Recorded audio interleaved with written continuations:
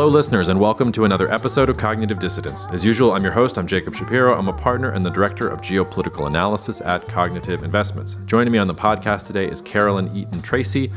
She is a writer who writes about the environment, migration, arts in the U.S. Southwest, Mexico, and their borderlands. She has a PhD in geography from the University of California, Berkeley, and she's currently working on a book called Salt Lakes. I discovered Caroline because she wrote an amazing article that's in the New York Review of Books. We will put a link to that article in the show notes called Stopping the Old Rio Grande. Before I lived in New Orleans, I lived in Austin, Texas, off and on for almost a decade, and Texas is always sort of in the back of my mind, and it was a really poignant and beautiful piece about the Rio Grande River, about environmentalism in Texas, about the relationship between border towns in Texas and Mexico. I just can't recommend the article enough. And Caroline was happy enough to come on the podcast to talk a little bit about the article, give us some of her perception from being on the ground in these places. And as I said in the podcast itself, she had this amazing line where she talked about how we have come to think of rivers as natural boundaries that divide communities. And her writing really brings out how it's easy to forget that there's another way to see them. In her words, they're the soft tissue in the landscape that nourishes and connects everything around it. So I can't imagine a better guest and a better topic for thinking about geography and geopolitics and the relationships between all of those things. And Carolyn, I want to thank her for responding to a random email that I sent her and agreeing to come on the podcast. I'm sure that she's going to go very far. Listeners, if you want to hear more about Cognitive Investments, or if you want to recommend more articles or show guests to me, or you just want to chat, it's jacob@cognitive.investments. Cheers, take care of each other. I will see you out there. Thank you so much for responding to a random email and agreeing to come on the podcast. You'd be surprised how many people, most people don't answer the emails, but I've gotten so many great guests who just take a leap of faith and spend some time with us. So thanks for coming on. Thanks for inviting me.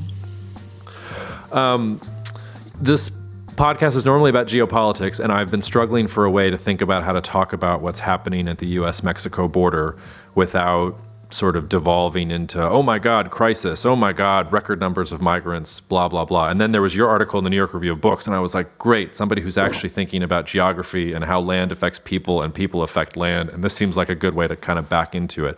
I wanted to start, though, because I think it's always good to know where people are coming from. So how did you get sort of interested in this particular corner of the world? Because there's lots of rivers and lots of borders. We've had, guests on here talk about the Colorado before. I'm in New Orleans, which is a whole river story of its own. It's funny how much of that kind of crosses over with what you're working on. But why the Rio Grande? Why has that captured your imagination? Great question. I am originally from Colorado, so I guess maybe that's a part of the answer. The headwaters of the Rio Grande are in southern Colorado. And so then when I did my PhD, I ended up focusing on the U.S.-Mexico border, and thinking about the Rio Grande as the border, I guess, is kind of, like a intersection of my personal background and that academic background. Yeah. One of the things I was struck by and tell me if I'm reading too far into this, but it almost seemed like you were blaming some of the problems on the border to the decisions to alter the river's flow, sort of in the 1950s and afterwards. Am I taking it too far, or is that a fair characterization? I probably don't lay that out explicitly, but I think there is probably some implication of that in what I wrote. That maybe to follow my last answer, the sort of more precise story of how I ended up writing about the Falcon Dam in particular, and that particular spot on the border is that I had been down in South Texas doing reporting about migrant death and humanitarian work there. And one of the first people I met in South Texas was from a town called Salineño, which is one town below the Falcon Dam.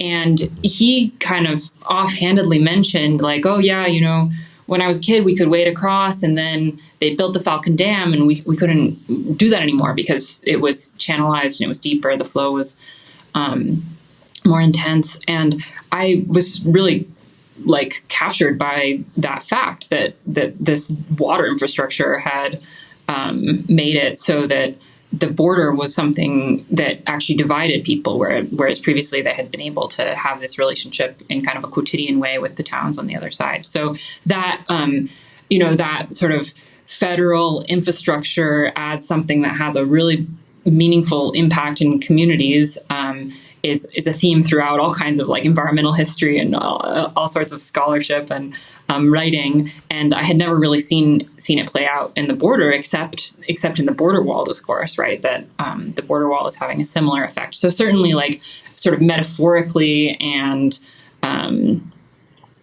philosophically, conceptually, I guess I do see them as very, very linked. Yeah, there was a sentence in your piece that was about how we've come to think of rivers as natural boundaries that divide communities and nations rather than as sort of ecosystems that human communities live around and connect through. And I wondered if you could just talk about that idea, because I had never seen it summed up quite that way. And it's true. I mean, like, who needs a border wall when you have a Falcon Dam and a river that you can't get across and everything else? But I mean, it even makes me think that, the difference between what happens on the Mexican side of the border versus the U.S. side of the border, I wonder if things would be that different if they hadn't gone and messed with the actual landscape. Because maybe there were similarities that were there before that have nothing to do with the Protestant work ethic and, legal institutions and everything else. I don't know, take that in whatever direction you want. Absolutely. Yeah, I mean, I think one thing that I sort of, it was in the back of my mind writing that sentence was, I think there's this sort of corrective logic that has come up in my education and probably in others, of where we've come around to the idea that the European powers drawing squares on a map was not the right way to divide up the world, but that rivers are the natural way to divide a border, right? That, like, obviously that we have a perfectly drawn line right there, so that's where the border should be, and that's much more natural as a border than a square line. But maybe a river is not meant to be a border either. Maybe a river doesn't want to be a border, right? So I think that was in the back of my mind, is that why we sort of like naturalize this idea that the river is the correct dividing line, or it makes sense as a dividing line, when actually the people that live on the rivers use it as a connective thing. And in the case of the Falcon Dam, one thing that came up a lot in my research that I still haven't fully kind of resolved for myself was the question of flooding, because when they decided to build the dams on the Rio Grande, including the Falcon Dam, one of sort of three justifications, the other, which I think really the key justification for building these dams was to provide irrigation water for farms near the mouth of the river, which was sort of at the early 20th century in the process of being kind of colonized by white settlers from the Midwest. And they needed irrigation water. And so I think for me that seems to be clearly the sort of like biggest motivation of building these dams. But all the accounts and some of the people I interviewed also referenced, there were these floods, and some of them said like grave floods. But the accounts of people who lived there and who are from the towns like Salinenio had somewhat, they didn't bring it up in that same way, right? Like, they talked about flooding as sort of a seasonal process, and that you would like plant your melon crop on the bank of the river so that it would benefit from the flooding. And it was something that people kind of worked with. And my sense is that it wasn't that people were living right up to the riverbank. Even if you go to Salinenio today, because that's a town that is still intact, because it's downstream of the dam, you have to walk a ways to get from the town to the river. So I'm agnostic on this flooding point. It seems to me that the federal government saw flooding as a much more of a threat than the people who had lived there for a long time. This is where the story for me, I've only lived in New Orleans for a couple of years now, but there is this mentality of, rather than living with water like the Dutch do or other water-based communities do, you have to keep it out, or you have to keep it in the same space. I mean, to your point, I guess a river can be a border if it doesn't move very much. But I was reading about the Rio Grande to prep for this, and the Rio Grande it's not supposed to be fixed. The whole point is that it literally floods and creates ecosystems around it and creates new pathways. Like of course there's not going to be a river there anymore. So I don't know, like how do you explain, do you have an explanation for the decision to do this in the 1950s? Because sitting here, it seems completely asinine, and they must have had some, I mean, like I guess you were saying you're not done with your research yet when it comes to this, but the idea that, oh, flooding is bad, flooding is the whole point. Flooding is why it's there. Yeah, I mean, but I think that there's an impulse to control nature, and especially to control water, that is pervasive, and especially in that era of dam building.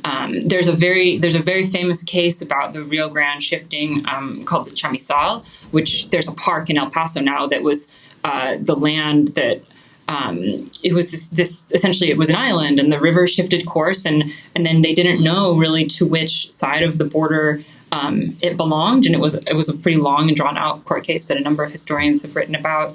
And then more recently, there was just in the last few months, with the current kind of escalation of Texas military force at the border. Governor Abbott sent in Texas DPS, or he sent down there the Texas National Guard to clear all the brush in this island that on maps was marked as being part of Mexico. Like the way that the maps, like Google Maps or any map you looked at, marked the flow of the river, it showed that island belonging to Mexico. But then I went in a rabbit hole and looked at the treaty, and the treaty is you mark the river where the biggest channel is. So actually the maps were incorrectly showing the smaller channel as being the river, because that island hadn't existed previously, and so just, I don't know, by default, that's where the flow was. So it's still a living river. I'm thinking about this all the time because I'm now researching salt lakes, and obviously salt lakes are in crisis in terms of their decline, and in Utah, in this archives I just mentioned to you, I've been looking at, there's this rhetoric of like, we need to use all the water, we need to channelize it and put it into irrigation ditches, and that's just a very pervasive kind of ideology. But I think one thing someone told me, which I think is also true in the Rio Grande's case, is that like nature doesn't know it's not a lake anymore, so it's still acting like it's supposed to look. It's supposed to act, rather. Yeah. The towns themselves, though, are not acting like they used to be. So I wanted to just tee you up to maybe talk about, you talk about Zapata and Guerrero quite a bit. And, you have these poignant moments of the waters receded to such an extent that they can now go back to the original towns. But I don't know that listeners will even know that there were towns on this part of the river that had to be evacuated, that were fully covered over with water, and that like now the towns are sort of there, and they're probably depressing and don't look nearly as picturesque. And you were there actually taking pictures of them. So I don't know, maybe just tell us about Zapata and Guerrero, and use them to sort of talk about all the different communities on the Rio Grande that have faced this change, and that definitely, even if the water doesn't know that it's supposed to change a certain way, the towns certainly have. Yeah, for sure. The Falcon Dam, which is the dam I talk about most in my article, was built just downstream of a town called Zapata, Texas. And that was a town that had been founded in the 1700s by descendants of Spanish settlers. And throughout the 19th and 20th centuries had a lot of kind of cross-border relationships. And, even though the people that initially settled there were Spanish descendants, there was a lot of intermarriage with local indigenous people. And so the people that lived there were sort of mixed race of Mexican and Hispanic descent, as were the other towns that sort of formed a string along the river. So on the Mexican side, there was a town called Guerrero that was kind of the sister city of Zapata. They had a bridge. They would go buy certain things from each other's side. Some of the kids would go like a few years to the English language school and a few years to the Mexican language school, the Spanish language school in Mexico, so that they could be bilingual. There were baseball teams in all the towns, so they would have leagues that kind of went along them. And they decided to build the dam there. They also looked at Salineño, the town I just mentioned, which is just below the dam. And then the organization that oversees the border treaty between the U.S. and Mexico, which is called the International Boundary and Water Commission, came and they sort of drew this topographical line showing where the area was going to flood, and it included Zapata, Guerrero, which were the biggest towns that were going to flood, and then a number of smaller kind of like ranching and farming communities along the river. And there was one town that is called San Ignacio that still exists because the people were told by the IBWC that they were going to be flooded, or rather that at least that their homes were going to be condemned. And they noticed that actually they were above the line, the like elevation line. And they said, we don't want to move. If we're not going to be flooded, we're not moving. And they won. I mean, I'm not exactly sure how the conflict played out, but they got to stay. They just all had to sign waivers. It said, like, in the event that their town were to flood, they couldn't like sue the federal government. But that town is still there, and it's kind of amazing because there are these really historic sandstone buildings. And so you imagine that's what Zapata also looked like. And then on the Mexican side, it's kind of an interesting comparison because you had Guerrero, Mexico, but in that case, the Mexican government stepped in and said, okay, we're going to build a new model town for you. Like, we're going to build a central plaza, and we're going to build a school and a church and a community center. And all the workers from the Mexican side of the dam got to live in that town while it was under construction. And then when the dam was ready, the workers went home and the people from Old Guerrero moved to New Guerrero. And that's where they had the kind of like the ceremony for the opening of the dam. And it was a really stark contrast for the Americans who saw what was going on, because in the U.S. side, the IBWC had claimed that they were only responsible for acquiring the land for the dam and paying out the kind of condemnation monies. They didn't feel like they were responsible for building a new town. So eventually the county lobbied the federal government to get a new town site platted, but it was really just like the highway and a little bit of a street grid and a couple of municipal buildings. So when you go to Zapata today, it's it feels like a very kind of car-centric town, like a very recently settled, unplanned kind of town, except in this small gridded area. That's amazing. So remind me the name of the town that you said still exists with the historic sandstone buildings? San Ignacio. What is the culture and feel of that town like? I mean, I know you said that it has the sandstone buildings, but does it have that kind of, I don't know, multicultural, is multicultural the right word? Does it have that kind of feel, or has it also changed irrevocably? I would say it feels, very sort of this very historic borderlands community that Zapata also is that way in terms of many of the people who live there are kind of have that heritage, but now Zapata has a bigger kind of snowbird community and people who've moved to live near the reservoir because it had fishing for a long time. So there's more of like a sportsman's kind of culture and retiree culture. San Ignacio, I would say, yeah, it feels very historic.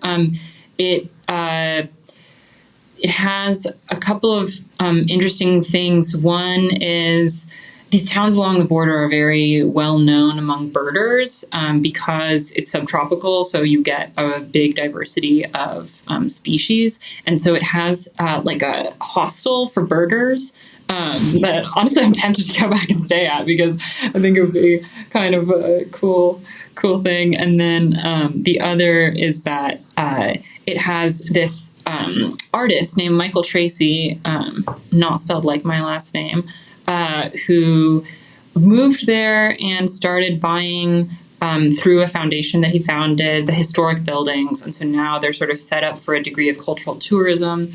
I think the director of the foundation gave me a tour, and he kind of compared it to Marfa, Texas, which I would say it did not feel in any way like Marfa, Texas to me, but it sort of has that similar conceptually in terms of like an artist took an interest in the town and bought a number of the buildings. Does the migration crisis feel present when you go to these sorts of towns, or do they feel sort of separate from everything that's going on? I would say people in the towns are definitely talking about it, but it's not the most common crossing site. I mean, I talked to one woman who had worked as a census taker just by chance not as a formal interview or anything, but she was telling me that she, going door to door, there were definitely some places where she was like, this is definitely a safe house. And so there is migration, but there's migration everywhere in the border. And it's not like Del Rio or somewhere where the kind of local government has made it into kind of like a media crisis. I would say that on the contrary, the county government has been pretty anti-border wall. They're invested in maintaining their own way of life, and I think they see the federal government's presence as a threat to that.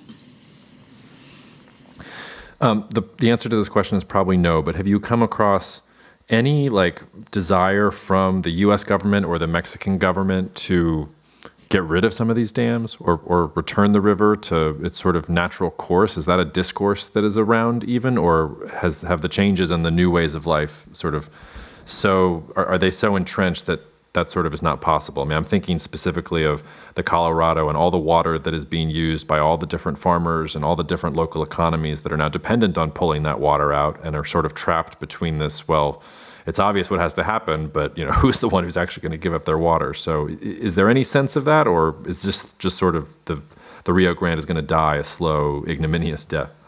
Yeah, it's interesting to compare the Rio Grande and the Colorado, because I think obviously so much attention is on the Colorado right now, but the Rio Grande is also in dire straits. And I think just because of it running through New Mexico, which is a less populous and more poor state, and then Texas, which is, I would say, in general, fairly environmentally hostile, and also just sort of there's a lack of interest in the environment compared to the Colorado River Basin, right? Just on an ordinary person level. I think that discourse has not really reached the Rio Grande in the way that it has in the West, where you see the dams coming out in the Pacific Northwest, or even in the Colorado, where people are at least talking about what do we need to have a healthy ecosystem here. On the Colorado side, this past fall, I went to Mexicali, and I met with a group of local artists and researchers who have created this thing that they call the Colorado River Family Album. And they're basically collecting all the sort of stories and memories and documentation of how the watershed there used to be, because they've seen some of the conservation efforts in the Colorado are coming to fruition. Like, some water is getting to the Delta now. And so that's happened in their lifetimes, but more in their lifetimes, I think they've just seen that Mexicali is a city that used to be connected to this Delta ecosystem and now is not. When they were children, which they're my age, I'm 33, the river that ran through the center of town was put in a metal tube. And so they've seen this sort of disconnection from the landscape. And so that initiative, I think, is very cool and very promising. And I do hope that the sort of if not anti-dam, at least the sort of interest in ecology and the watershed as an ecosystem will arrive to the Rio Grande, because I do think that's something that's lacking. I was struck in your article about how in the 1950s, when the Falcon Dam gets constructed and inaugurated, it seemed like a source of friendship between the United States and between Mexico. I mean, you have President Eisenhower. I'm forgetting the name of the Mexican who was president at the time. I'm sure you'll supply it for me, but it looked like it looked like something that was actually building relations between the countries. I know there have been water disputes between the U.S. and Mexico and between farmers on both sides. In this part of the river, is that there, or is it actually that the Mexican and U.S. governments are still sort of on the same page here? Yeah, I think it's sort of an interesting historical question, because on one hand, the presidents came down or came up in the Mexican president's name is Ruiz Cortines. Yes. In his case, he came up, they met, inaugurated the dam. They had this big party. They flew in a 30-piece orchestra from Mexico City. They flew in dance troops. It was a big celebration. But it was kind of masking some conflict over water. Another reason for the construction of the dam, in addition to what I just mentioned, which was the irrigators on the U.S. side needing water, was that also the Mexican side they were increasing, especially cotton growing on that side. And so there was also a lot of water pressure from that side. And then at the very mouth of the river is the city of Matamoros. And that city in particular had a lot of water shortages. Like the takes were that it was entitled to the Rio Grande water. There just wasn't water getting there. And so there had been kind of like, if you go to the archive, you see just telegram after telegram after telegram from the Mexican sort of functionary in Matamoros just saying like to Washington saying like, we need water here. And so there was this conflict, and the dams were supposed to help resolve this, that they were going to create the water storage necessary for all the irrigators on both sides. They obviously, as in the case of the Colorado, overestimated how much water there was going to be on a yearly basis, but that was the idea. And so I think there was a big element of optimism, but I think also something that's true is that right now, our perspective is skewed because the border has become this incredibly like politicized place and issue, and both presidential candidates are going to make it a big issue this election season. But I think in general, the borderlands are pretty like remote provincial place that probably neither Eisenhower nor Ruiz Cortines thought about a whole lot. Like, I think one of the sort of like culture shock things that often Americans experience when you go to Mexico, at least beyond the border, like to Mexico City or somewhere else, is that like most Mexicans don't think about the border that much. It's not like the issue for the people who live in Mexico. And so I think that, probably the presidents flew in for this party and I got briefed and didn't think a whole lot about it. That's my theory. Well, I would imagine that for Mexicans, they worry probably more about their own southern border and everything that's coming up from Guatemala and places like that. Because, I don't know. Yeah, and I think migration just hasn't been, it's a relatively new political concern that you'd have people migrating through Mexico. And so I think just historically, it wasn't something that a lot of people talked about, except in the context of, some people going to the U.S. Yeah. We only have about 15 minutes left, and I can't help but asking, so moving away from the article and sort of your research on salt lakes, tell us a little about that, because, the only salt lake I really know about is, Salt Lake City, obviously, is around a salt lake. I guess the Dead Sea would qualify around Israel-Palestine. But what are some other salt lakes that have captured your attention that you're doing work on right now? Yeah, it's funny, like, right now I'm in Utah, so when I'm not in Utah, and people are like, what is a salt lake? That's a thing. And here in Utah, people are like, there are others. But actually it's about a third of the world's water, like are in salt lakes, at least inland water. Well, it's a third if you don't count the Caspian Sea, and about half if you count the Caspian Sea. So really, they should get, if it's half the world's water, inland water, they should get half the attention, but they don't. But basically, they occur in arid areas where there's a valley that has no outlet to the sea. So they're probably don't get very much attention because they're in very remote places, very desertic areas. So the other, I guess, sort of famous ones that you might have heard of are the Aral Sea in Kazakhstan and Uzbekistan, which that one has dried up pretty dramatically over the last 40 years largely because of Soviet cotton growing in Uzbekistan. And then also the Salton Sea, which is in California, a few hours east of LA. That's another one that people have often visited. And that's an unusual case because it was created, it was a historic kind of watershed, like when the Colorado River, in geological time, when there was more water, it was part of an inland kind of sea connected to the Gulf of California. And also when the Colorado River had more water, it was like an overflow site, but it was temporary, at least in sort of human memory and the indigenous memory that's there. It was always a temporary water body. And now it's existed for about 100 years because they filled in a big flood. They filled it by rerouting the Colorado through an irrigation ditch. So that's one of these lakes that people have sometimes been to or heard about. That's kind of interesting. But the issue that I'm writing about and concerned about is that with sort of increased irrigation needs and climate change, pretty much all of these salt lakes worldwide, almost all of them are really quite threatened and quite in crisis.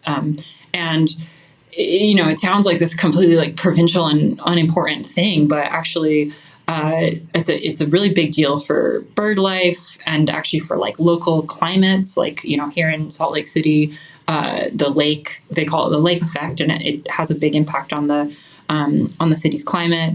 And you see those impacts repeated around the world. And then sort of, were these lakes to dry up, dust storms would be a really big issue. And actually, the other maybe lake that comes to mind with that is that Mexico City was built on a drained salt lake, or a system of lakes, of which the biggest was saline. And there in the 60s, they had such big dust storms that they had to close the city airport with a lot of frequency. So it's a big threat to a lot of people around the world. And I also think that they're just fascinating, beautiful bodies of water. And so in sort of this same interest in just ecologically, what is the Rio Grande like? I also have this interest in like, these are really cool places and we should appreciate them as such. Yeah, that we had a weather expert on the podcast a couple of weeks ago, and one of the questions I asked him about whether, because there was a natural gas trader who had talked about how he was worried about conditions in the Western U.S. sort of would resemble the Dust Bowl sort of in the coming decade, and I asked Daryl whether he thought that was true, and I was hoping Daryl was going to say no, like we've been there, done that, and he was like, well, weather-wise, yes, actually, we could get a Dust Bowl type phenomenon, but we've done better with irrigation that would never happen again. And I sort of, Daryl, if you're listening, hi, I sort of stopped at that point and I was like, is that really the case? And it sounds like you're telling me that that's not the case, which is kind of what I suspected.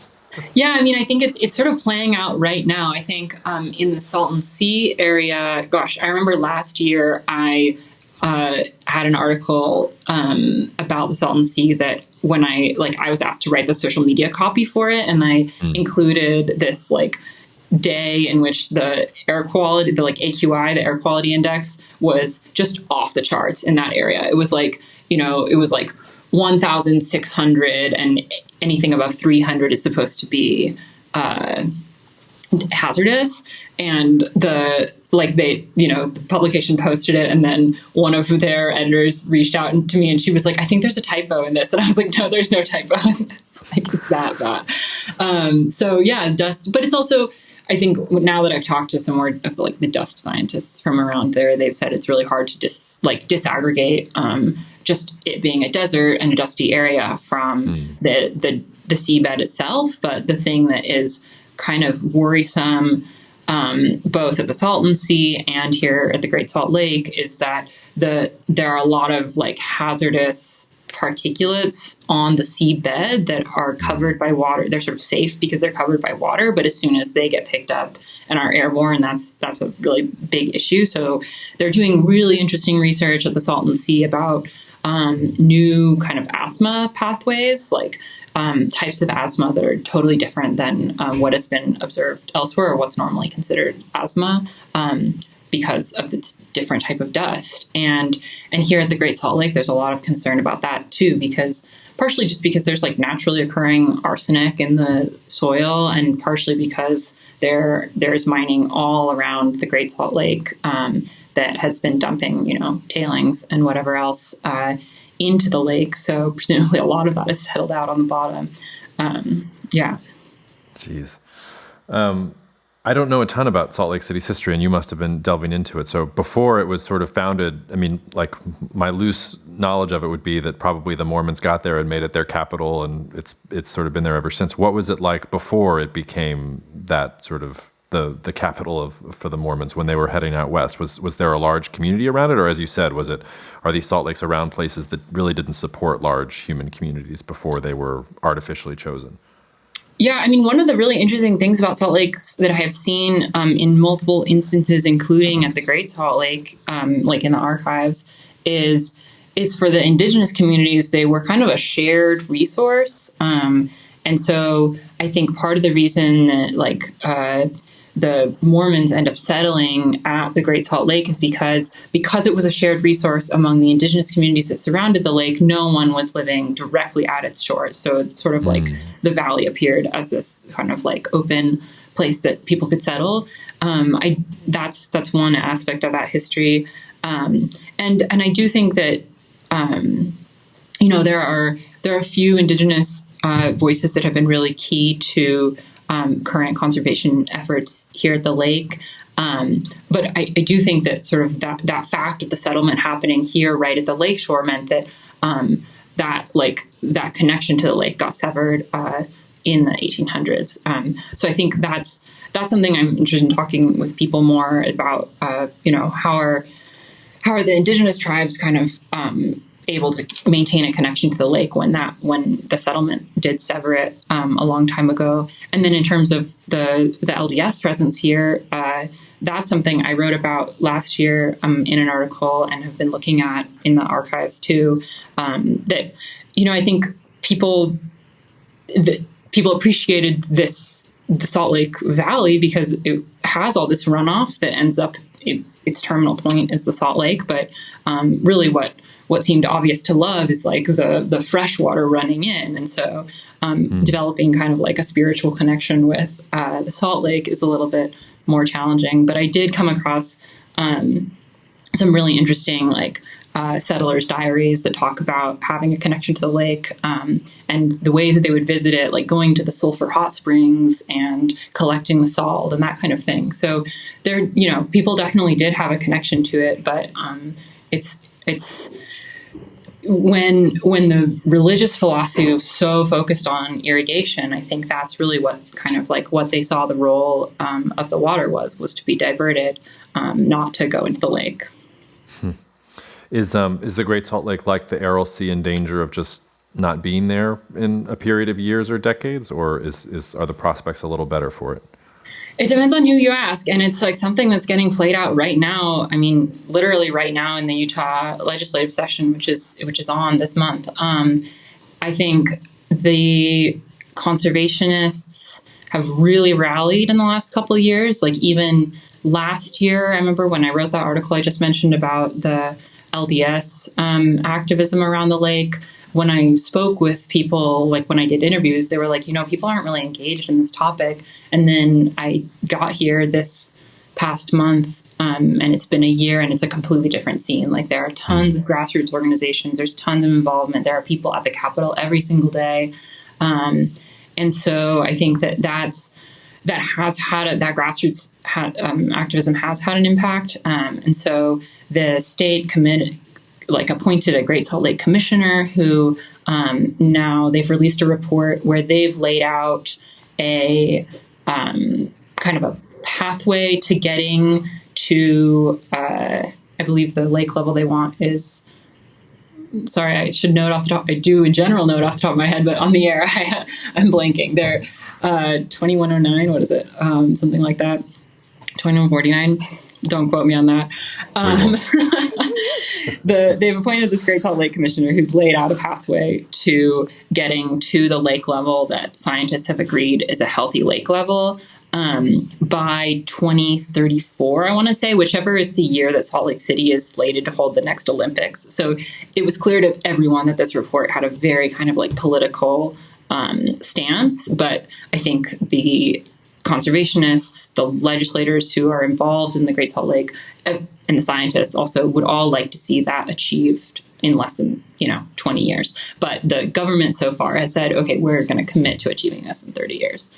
But I think the thing that gives a lot of people optimism is that saline lakes are more sensitive just because they are this like terminal endpoint of water.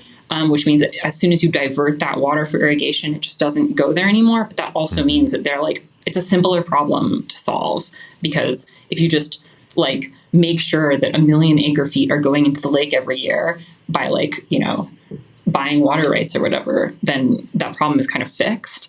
And so I think that there is sort of just from a practical perspective, there's a reason for optimism. Yeah, it's not about tearing down a bunch of dams that are supplying power or getting rid of water rights that are growing, tens of millions of dollars worth of produce in agriculture. Caroline, thank you so much for making the time. I know you've got a full schedule today, so we'll say goodbye there. And I hope you'll come back on. This was like really enlightening for me. And I often say at the end of podcasts, like my guests often give me homework. You've given me so much homework that I need to do to learn more about some of this stuff. And I hope you'll come back on once I'm a little bit more dangerous and can probe you on some of these questions a little bit deeper. So thanks so much for taking the time. My pleasure. Thank you so much for inviting me. And I would be thrilled to come back on to talk about water more or anything else. So yeah, thank you. Thank you so much for listening to the Cognitive Dissidence podcast brought to you by Cognitive Investments. If you are interested in learning more about cognitive investments, you can check us out online at cognitive.investments. That's cognitive.investments. You can also write to me directly if you want at jacob@cognitive.investments. Cheers, and we'll see you out there. The views expressed in this commentary are subject to change based on market and other conditions. This podcast may contain certain statements that may be deemed forward-looking statements. Please note that any such statements are not guarantees of any future performance, and actual results or developments may differ materially from those projected. Any projections, market outlooks, or estimates are based upon certain assumptions and should not be construed as indicative of actual events that will occur. Cognitive Investments LLC is a registered investment advisor. Advisory services are only offered to clients or prospective clients where Cognitive and its representatives are properly licensed or exempt from licensure. For additional information, please visit our website at www.cognitive.investments.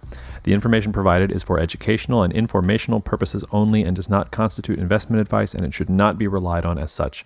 It should not be considered a solicitation to buy or an offer to sell a security. It does not take into account any investor's particular investment objectives, strategies, tax status, or investment horizon. You should consult your attorney or tax advisor.